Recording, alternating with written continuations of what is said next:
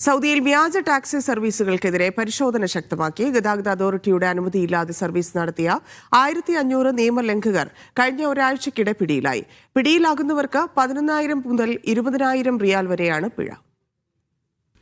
വ്യാജ ടാക്സി സർവീസുകൾക്കെതിരെ പരിശോധന ശക്തമാക്കി സൗദി ട്രാൻസ്പോർട്ട് ജനറൽ അതോറിറ്റി. രാജ്യത്തിന്റെ വിവിധ ഭാഗങ്ങളിലായി കഴിഞ്ഞ ഒരാഴ്ചക്കിടെ നടത്തിയ പരിശോധനയിൽ നിരവധി പേർ പിടിയിലായതായി അതോറിറ്റി പുറത്തുവിട്ട കണക്കുകൾ വ്യക്തമാക്കുന്നു. ലൈസൻസ് നേടാതെ ഗതാഗത പ്രവർത്തനം നടത്തിയതിന് 1457 പേരെയും അനധികൃത വാഹനങ്ങളിലേക്ക് ആളുകളെ വിളിച്ചു കയറ്റിയതിന് 844 പേരെയും പിടികൂടി. ഇവർക്ക് 11,000 മുതൽ 20,000 റിയാൽ വരെ പിഴ ചുമത്തി. നിയമലംഘനം ആവർത്തിക്കുന്നവരുടെ വാഹനങ്ങൾ 25 മുതൽ 60 ദിവസത്തേക്ക് കണ്ടുകെട്ടുമെന്നും അതോറിറ്റി മുന്നറിയിപ്പ് നൽകി. വാഹനോടമകൾ നിയന്ത്രണങ്ങളും ആവശ്യകതകളും പാലിക്കുന്നുണ്ടെന്ന് ഉറപ്പാക്കുക, നിയമാനുസൃതം പ്രവർത്തിക്കുന്ന സ്ഥാപനങ്ങളെ പ്രോത്സാഹിപ്പിക്കുക, ഗതാഗത സേവനങ്ങളുടെ ഗുണനിലവാരം ഉയർത്തുക എന്നിവ ലക്ഷ്യമിട്ടാണ് പരിശോധനാ ക്യാമ്പയിൻ. Naushad, media 1, Dammam.